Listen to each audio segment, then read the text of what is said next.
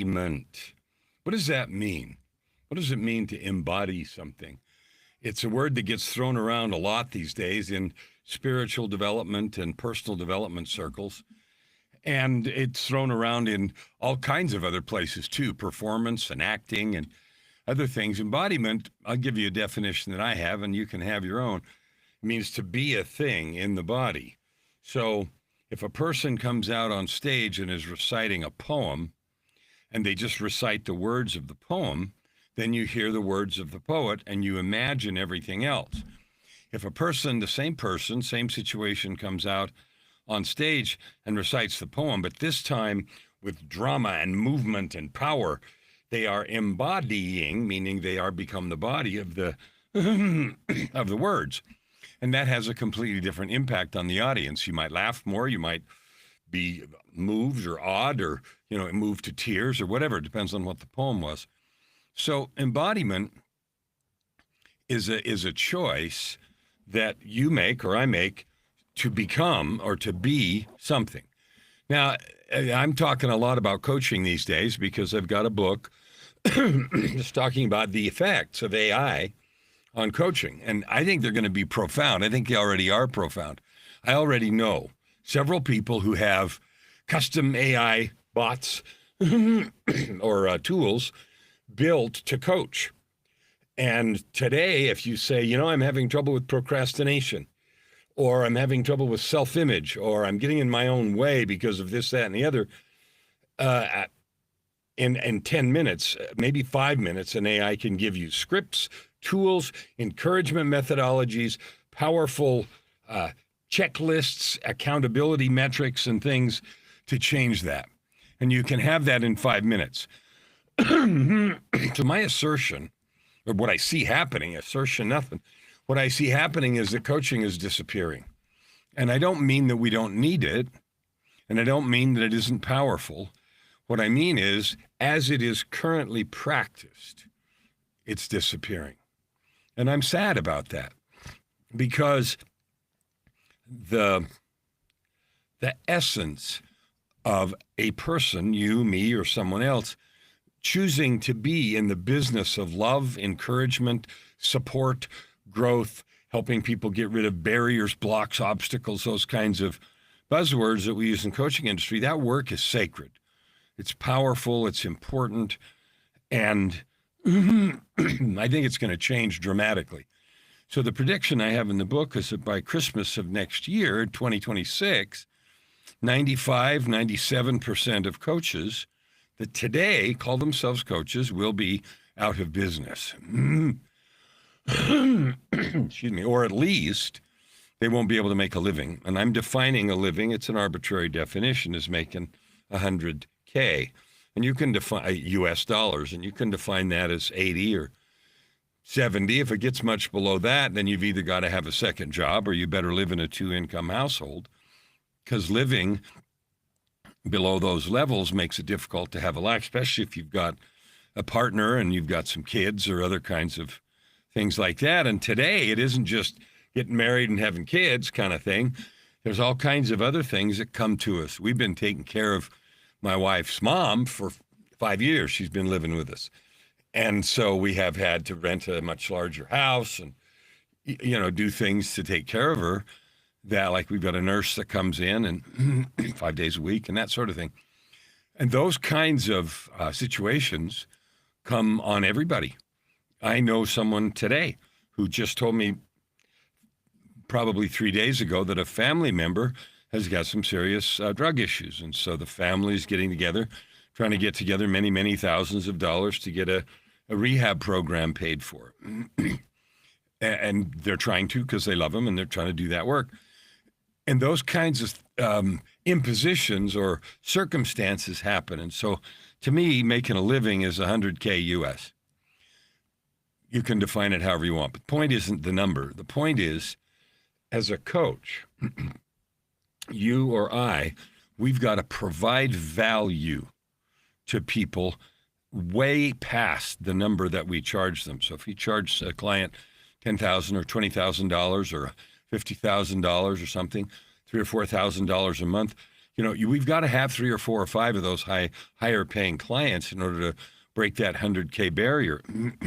That just means that we have to provide them with something that's way better than what AI can do.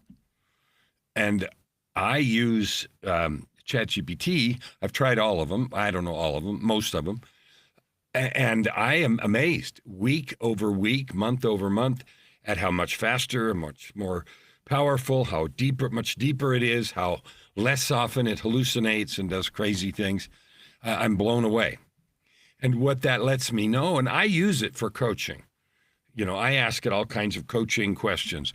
I'm looking at this. This feels difficult. I'm struggling with this. This is an attitude. What do I need to do in this situation? Things that you might ask a coach. I tell it what I'm feeling, right? And it comes back really good. And the more I use it, the better it gets. And that doesn't mean anything. It means good stuff about the engine.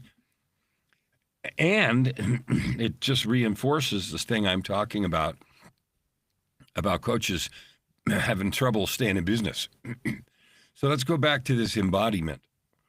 With those things happening in the coaching world and all the frameworks, all the tools, all the checklists, all the beautiful questions, all of those things that we all learned from different books and methods and systems and coaching schools and all of that stuff we learned, there's nothing wrong with it, but it isn't enough anymore. It used to be that you could do that and get really good at NLP or one of a dozen other things, and I'm not picking on that one. It just happened to be the one I remembered right now. You can get really, really, really, really good at those things, and AI is better and faster. So this brings me back to embodiment. There's a secret weapon that every coach has always had available, and 90-something% don't use.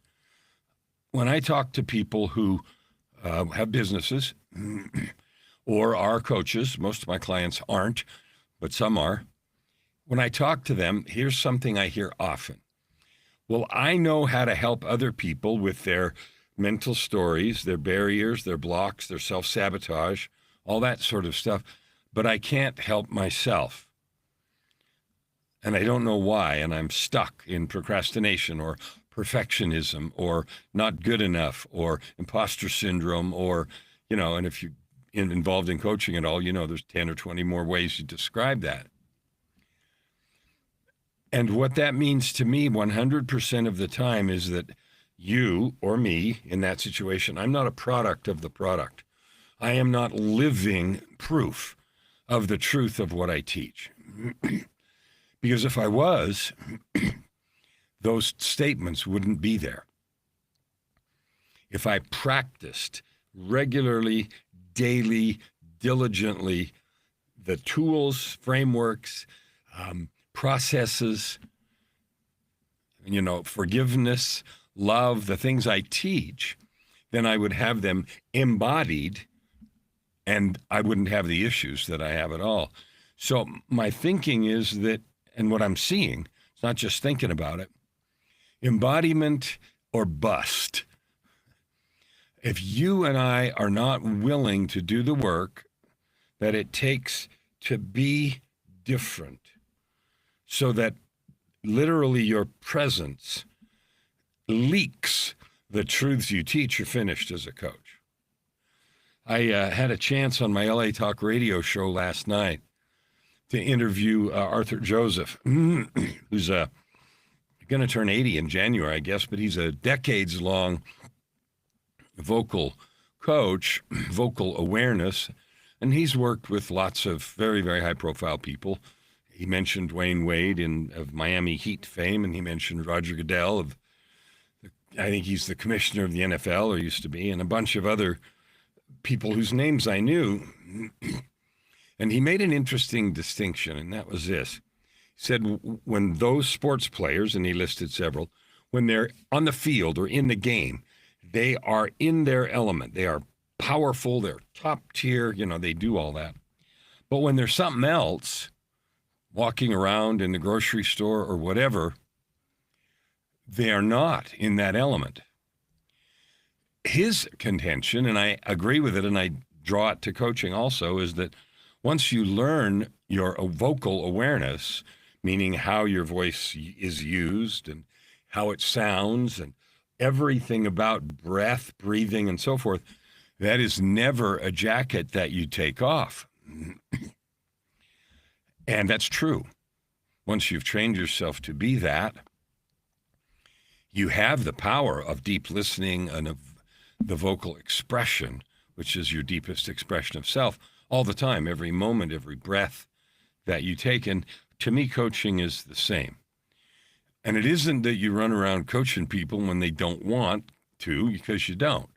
And they'll tell you to shut up and quit coaching me and that kind of thing.